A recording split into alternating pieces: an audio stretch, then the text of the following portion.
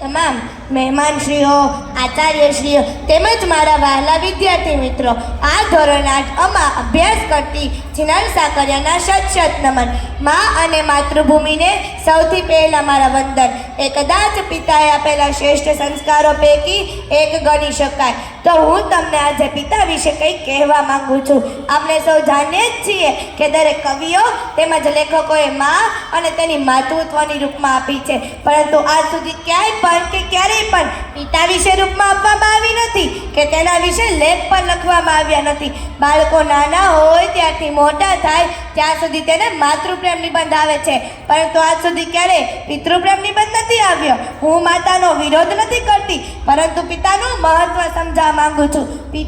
પિતા એટલે તો સૌ જાણે, પણ તેનો મત કોઈ જાણે છે નહીં. તો ચાલો હું જણાવું. પિતા જેમ કે મકાનને ટકાવી રાખવા માટે મજબૂત પાયાની જરૂર પડે, તેવી રીતે એક સુંદર પરિવારને ટકાવી રાખવા માટે એક પિતાની જરૂર પડે. પિતાની હાજરી સૂરજ જેવી હોય છે. શું? પિતાની હાજરી સૂરજ જેવી હોય છે. સૂરજ ગરમ જરૂર થાય છે, પણ જો એ ના હોય ને તો અંધકાર છવાઈ જાય છે. એક એવી કહેવત છે કે ઘોડે ચડતો બાપ મરજે, છાણા વીનતી માં ન મરતી. તમે ફક્ત તે બાળકને પૂછી તો જોજો કે જેના પિતાને ગુમાવ્યા છે, જેના પિતાનો પ્રેમ મળ્યો નથી, તે બાળક પાસેથી જાણી તો જોજો કે જીવનમાં પિતાનું મૂલ્ય શું હોય છે. એક એવી વાત છે કે તું ચાલતો હતો, ચાલતા પડી જતો, ત્યારે તારા મનમાં એક જ વિચાર આવતો કે પપ્પા છે ને, જ્યારે તું સ્કૂલે જતો, મૂકવા આવેલા પપ્પાને ટાટા કહેતો, ત્યારે તારા મનમાં એક જ વિચાર આવતો કે પપ્પા છે ને, જ્યારે તું કોલેજ જતો, મોજ મસ્તી કરતો કે મૂંઝવણ અનુભવતો, ત્યારે પણ તારા મનમાં એક જ વિચાર આવતો કે પપ્પા છે ને. પણ તારા લગ્ન બાદ તારી પત્નીના કહેવાથી તારા પપ્પાને વૃદ્ધાશ્રમમાં મૂકતા પહેલા તને એ વિચાર કેમ ન આવ્યો કે પપ્પા છે ને. બસ અહીં ઉપસ્થિત તમામની મારી આ એક જ વિનંતી છે કે તમે તમારા માતા કે પિતાને ક્યારે વૃદ્ધાશ્રમમાં ના મૂકતા, કેમ કે એ છે ને ત્યારે જ તમે છો, એના વિના તમારું કંઈ અસ્તિત્વ જ નથી. અને છતાં પણ જો તમારે જાણવું જોઈએ ને કે પપ્પા વગર આપણી ઓકાત શું હોય છે, તો એક દિવસ તમારી જ શેરીમાં તમારા પપ્પા જોડે આંટો મારજો અને એક દિવસ એકલા આંટો મારજો. ખબર પડી જ જશે. જે દિવસે એકલા હશો ને, અરે બોલાવાની વાત તો એક સાઈડ, પણ લોકો તમારી સામું પણ નહીં જોય. મા ઘરનું ગૌરવ છે ને, તો પિતા ઘરનું અસ્તિત્વ છે. મા પાસે અશ્રુની ધારા, પિતા પાસે સંયમ હોય છે.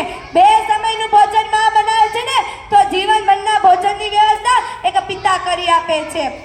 તું ચાલતો હોય, ઠોકો લાગે કે પડી જાય ને, ત્યારે તારા મોંમાંથી માં એમ નીકળે છે, પણ રસ્તો પાર કરતા ટ્રક પાસે આવીને અચાનક બ્રેક મારે ને, તો આપણા મોંમાંથી બાપરે એમ નીકળી જાય છે. કારણ કે નાના સંકટો માટે જ્યારે માતા યાદ આવે છે ને, તો મોટા સંકટો માટે એક પિતા યાદ આવે છે.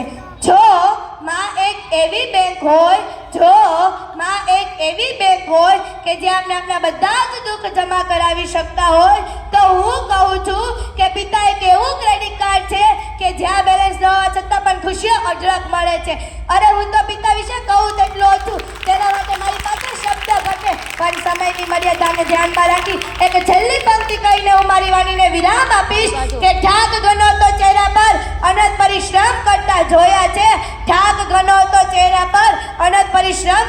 જોયા છે. ઊંઘ ઘણી હતી આંખમાં, છતાં પણ ચિંતામાં જાગતા જોયા છે. તકલીફો ચારેય બાજુથી છવાયેલી હતી, પણ એકલા હાથે લડતા જોયા છે. કોઈને તકલીફો વના નથી દીધી, પણ અડધી રાત્રે જાગીને અમારા સપનાઓને સજાવતા જોયા છે. પાય ભેગી કરી અમારી ખુશી ખરીદતા જોયા છે. તે ખુશી માટે પોતાના સમરાઓને રોળતા જોયા છે. પોતાની પસંદગીને ના પસંદ કરી અમારી પસંદ બનાવતા જોયા છે. વ્યક્તિ એક છે, વિશેષતા અનેક છે. પિતા સ્વરૂપે મેં સર્જનહારને જોયા છે. Thank you.